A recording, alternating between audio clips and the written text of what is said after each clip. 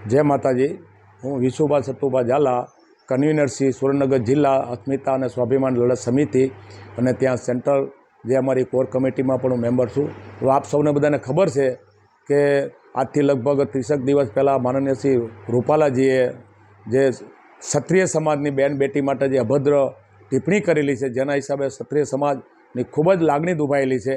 एना माटे अमे छेल्ला लगभग 25-30 दिवसथी आ सरकारने अमे समजावता था कि भाई अमारे कोई पक्ष हारे वांधो नहीं, अमारे कोई समाज हारे वांधो नहीं, पण आ भाईए जे अमारा बेन बेटीनी जे भद्र टिप्पणी करी छे एना हिसाबे साहेब आ माफ करवाने लायक नहीं।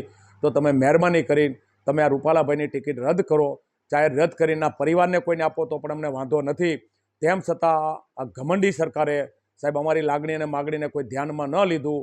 त्यारे अमे अમને 19 तारीख सुधीनुं अल्टिमेट आप्युं कि भाई एमणे फॉर्म पण भर्युं, छतां अमने हतुं कि अमने कंईक आशा हती कि कदाच ऊपर नरेन्द्रभाई और अमितभाई समग्र समाज हिंदुस्तानना जे 23 करोड़ राजपूत जे परिवार भाईओ छे एमनी लागणीने ध्याने राखी अने राजपूत प्रत्येनी एमनी जो खरेखर कोई भावना होय तो ए कदाच ध्याने राखीने रूपालाजीनी टिकिट छेल्ले पाછી खेंचशे।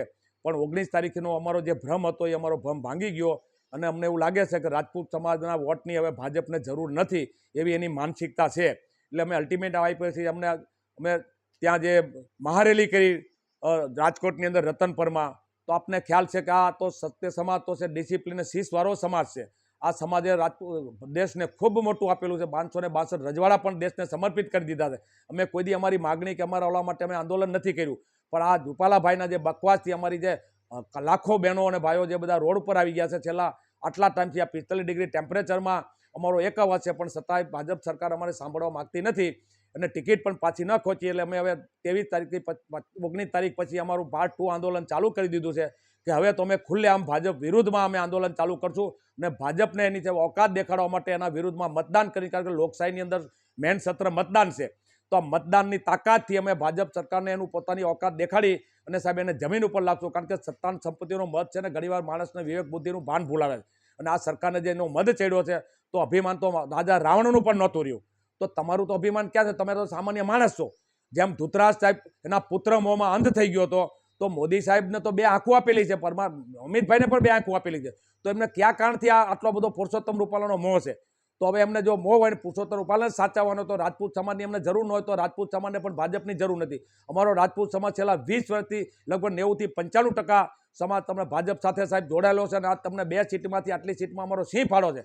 તેમ છતાં અમારી લાગણી અને માગણીની તમને જો કોઈ કદર ન હોય તો રાજપૂત સમાજ આથી અમે તમારી સાથે છેડો ફાડી છીએ કે હવે ભાજપને હરાવવા માટે અમારી જે પણ તાકાત છે, કારણ કે રાજપૂત સમાજ તો સાહેબ ગામડામાં ને બધા 18 વણ સાથે જોડાયેલો છે, અમે 18 વણ સાથે સુખ દુઃખમાં સહભાગી થયેલો છે। એટલે 18 વણ અમારી સાથે સાહેબ ખૂબ જ સારી લાગણી ધરાવે છે અને અમે ત્યાર પછી પાર્ટ 2ના ભાગમાં અમે એના વિરુદ્ધ સાહેબ જંગી બિલું ફૂટ્યું અને ત્યાર પછી અમારી કોર કમિટી મિટિંગ ત્યાં અમદાવાદમાં વિદ્યાસભામાં થઈ અને પછી પાર્ટ 2 ચાલુ કરીને કહી દીધું કે હવે ખુલ્લેઆમ ભાજપના વિરુદ્ધમાં અને અમારે જ્યાં જ્યાં તમને એની સભા કરવાની છે અને એનો ધર્મરથ કાઢવાનો છે, તો તારીખ 23થી અમે મા ભગવતી મા શક્તિના આશીર્વાદ લઈ અને સુરેન્દ્રનગર જિલ્લાનો અમે રથનો પ્રસ્થાન કર્યો।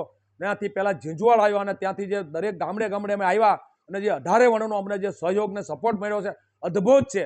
એનો મતલબ એ છે કે દરેક સમાજ ભાજપની જે તમને કોઈના પ્રત્યેની લાગણી હતી બધાય સાથે ભાજપે દ્રોહ કરેલો છે।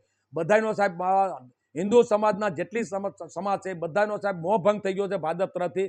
એટલે ભાજપનું બોલવાનું બીજું છે અને ચાલવાનું બીજું છે। એટલે એ ધર્મના નામે જે હિન્દુ સમાજની અંદર જે ભાગલા પડી અને એને જે રાજનીતિ કરવાનું એમનો જે આ કૂટનીતિ છે, તો હવે આ હિન્દુ સમાજ પણ જાગી ગયો છે। એટલે દરેક સમાજ હોય, ચાહે માલધારી સમાજ હોય, દલવાડી સમાજ હોય, પાટીદાર સમાજ હોય, રૂખી સમાજ હોય, દલિત સમાજ હોય, બ્રહ્મ સમાજ હોય, એક કોઈ જૈન સમાજ હોય, બધા અમે જે ત્યાંથી આવ્યા છે ત્યાં અમારી જે રથયાત્રાની લોકો જે સાથ અને સહયોગને અમને જે વધાયા છે એના ઉપરથી ફલિત થાય છે કે આવનારા દિવસોમાં આ એક જ પુરુષોત્તમ રૂપાલાને સાચવવા માટે ભાજપને જબરજસ્ત નુકસાન થવાનું છે।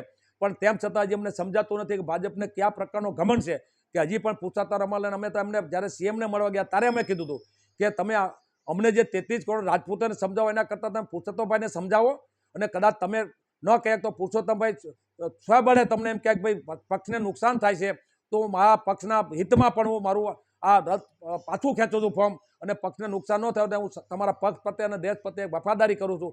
પણ છતાં જો ટિકિટની આ લોકો જતી ન કરે તો અમારા રાજપૂત સમાજ તો આને તમને 1862 તમને કોઈ રજવાડા આપી દીધા, તો તમે એક ટિકિટ ન જતી કરો જ્યારે કોઈ પણ સમાજના જ્યારે શ્રી સન્માનની જ્યારે વાત આવતી હોય।